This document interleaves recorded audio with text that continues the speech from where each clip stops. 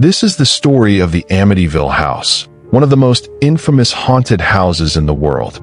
The year was 1974. In a quiet neighborhood of New York, a shocking crime shook the nation. A young man named Ronald DeFeo Jr. picked up a rifle one night and murdered his entire family, his parents, sisters, and brothers. When Ronald was arrested, he claimed something chilling.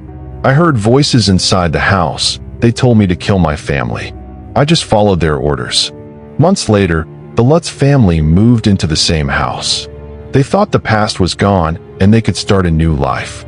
But within days, their lives turned into a nightmare. Doors would slam violently on their own. A foul stench filled the rooms at night. Their children claimed to see a red-eyed creature staring at them. And George Lutz, the father, said he constantly felt an unseen force trying to control him, pushing him to kill, just like Ronald. After only 28 days, the family fled the house in terror. They left everything behind, convinced they would be killed if they stayed. Later, famous paranormal investigators Ed and Lorraine Warren visited the house and declared it under the influence of a demonic entity. Today, the Amityville house still stands. From the outside, it looks like a normal suburban home. But those who have been inside say one thing. There is something here, something that words cannot explain.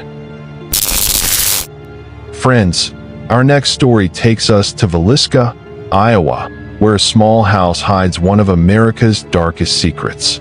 In June of 1912, on a hot summer night, an unknown intruder broke into the home of the Moore family.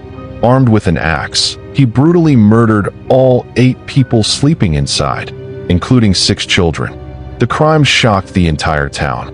But here's the mystery: the killer was never found. To this day, no one knows who committed the massacre. After the murders, the house became infamous. Locals whispered that the spirits of the victims still lingered within those walls. And soon, visitors began to experience terrifying things. People claimed to hear children's laughter and whispers late at night. Some felt the weight of an unseen figure sitting on their bed. Others saw a shadowy man holding an axe, moving through the rooms. Today, the house is a tourist attraction and museum. Brave visitors can even spend the night there. But many don't last until morning. One journalist who tried to spend a night there reported this. Around 2 a.m., the temperature in his room suddenly dropped. He felt something standing next to him. Then, a voice whispered in his ear, "I'm back." Terrified, he ran out of the house and never returned. The Villisca Axe murder house still stands in silence, but inside, it feels like the walls are still screaming. Now let's travel to London, 1977, to a modest home in the suburb of Enfield. This story became one of the most famous paranormal cases ever recorded.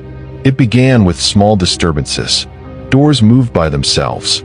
Chairs slid across the room. Toys shifted at night. At first, the mother thought her children were playing tricks. But soon, things escalated.